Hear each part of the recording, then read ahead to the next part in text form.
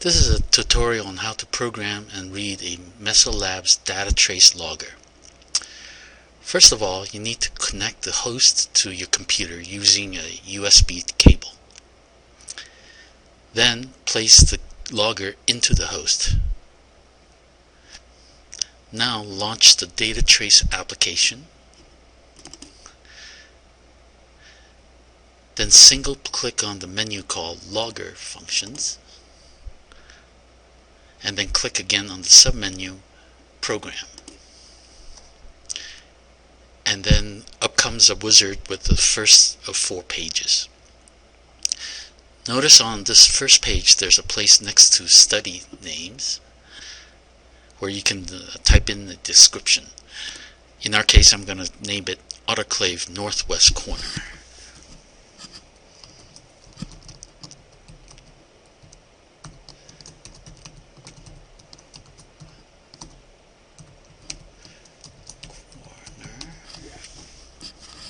Then click on the next button.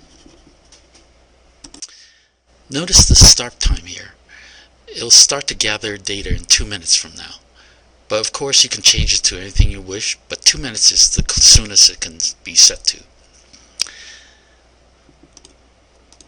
Now notice this interval combo box. You can choose how often to sample the temperature. The smaller the interval, the quicker it's going to fill up its internal memory of about 8,000 data points. When you choose 1 second, you'll collect 2 hours worth of data, and you can see it down here. But if you choose 1 hour, it's going to collect about a year's worth of data. But for right now, I'm going to set it to 2 seconds.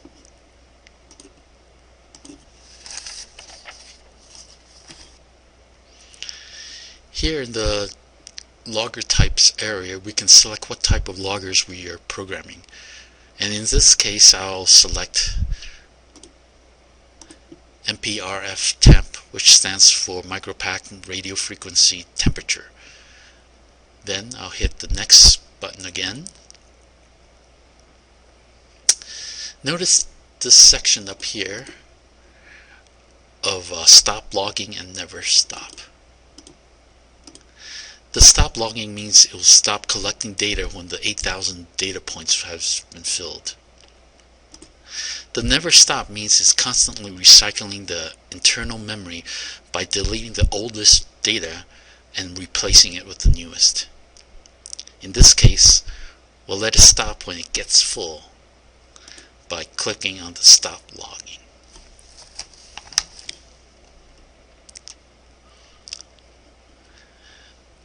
This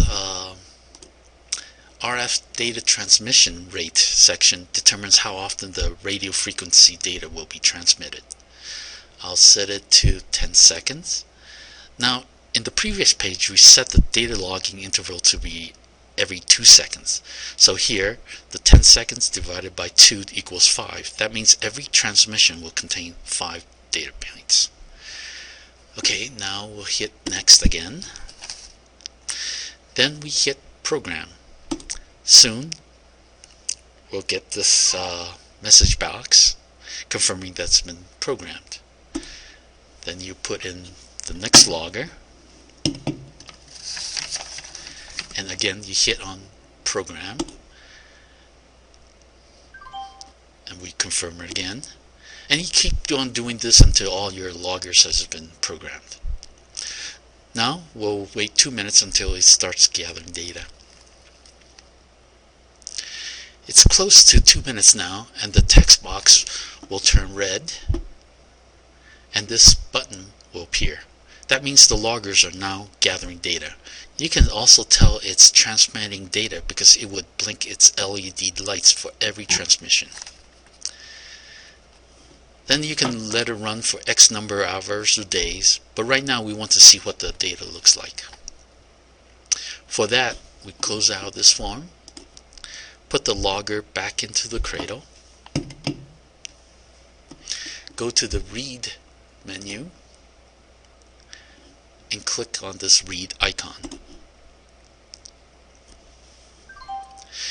When the ding sounds and this read icon is re-enabled, that means the data has been gotten. Then just click on this graph tab to see the data points. And we've gotten our data. Now if you want to do a report on this study, I would go to the reports menu. Okay, now you go to the reports section and expand recent studies, and there's the autoclave northwest corner, and we expand that and click on the logger itself, and we see that we have the same data displayed. This concludes the tutorial on how to program and read a logger.